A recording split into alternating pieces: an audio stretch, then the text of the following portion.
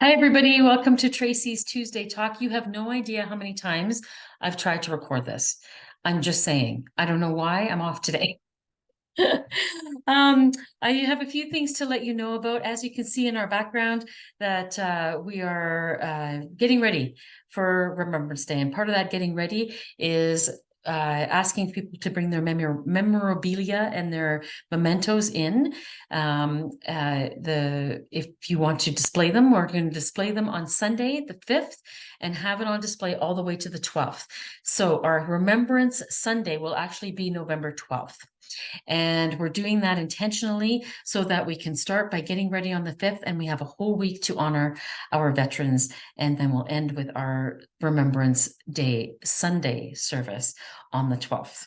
So hopefully you can bring in some memorabilia if you normally do that. Don't forget to put your name on it so that we can get it back to you if we somehow miss you. And it will be on display right from the 5th to the 12th at the church. And so our wonderful Lori Weller is setting up some tables. She's our chair of our decor committee, and she's setting up some tables as she normally does beautifully that will include some of these wonderful knitted and crocheted poppies that the Pershal Ministry did a number of years ago. So we are very blessed here, and this is a wonderful opportunity this year to be able to honor our veterans for an entire week.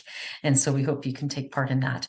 Our Fall Festive Fair will happen on Saturday the 11th and Sunday the 12th after church. People are dropping things off on the 10th. And the reason that we had to choose the 11th, and I know that it is a little unorthodox to do it on Remembrance Day, but the church is so busy with rentals, and that was the long weekend, or the weekend where it was Remembrance Day, was the only weekend that was available for things to be dropped off, for basically a 3-day thing, right? Things to be dropped off on Friday, the sale happening Saturday, and the sale happening Sunday after church.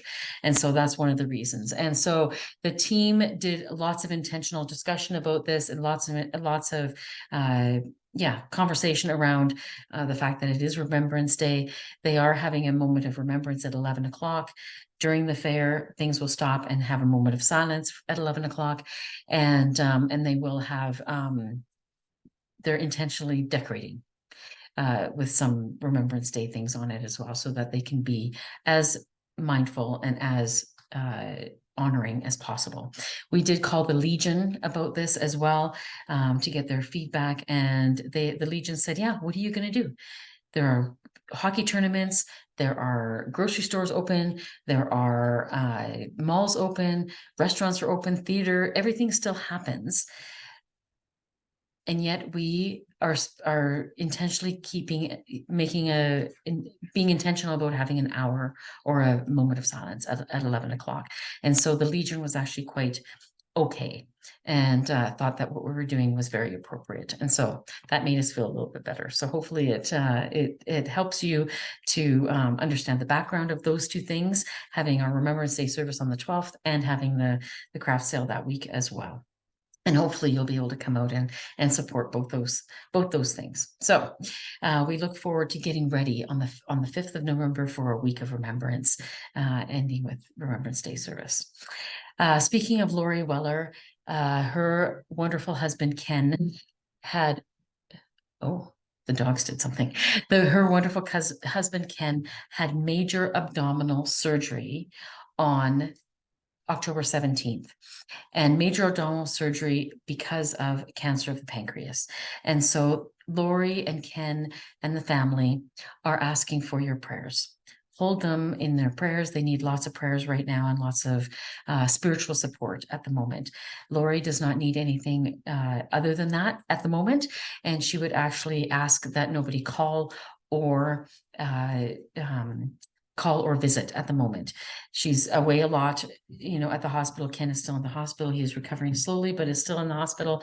And so Lori is asking for no visits and no phone calls at the moment, until she has a little bit more time to talk with folks and share more information. The pastoral care team is involved and is in the loop.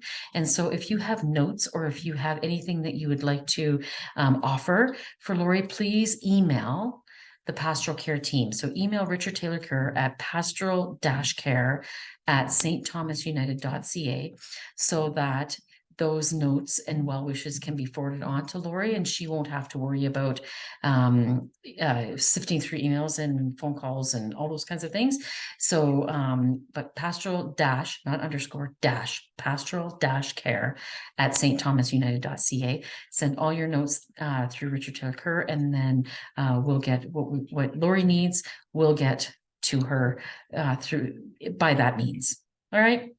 So we hold Ken and Lori and the kids and the grandkids in our prayers, and ask that God embrace them, surround them with unconditional love, and bring them peace and comfort through all that care that people have for them, the prayers that are being lifted up for them, and through the hands of the doctors and the nurses and the caregivers.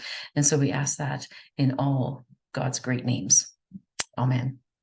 All right, everybody, have a great week, and we'll see you on Sunday, hopefully, as we get ready for Remembrance Day, and we will keep the Weller family in our prayers.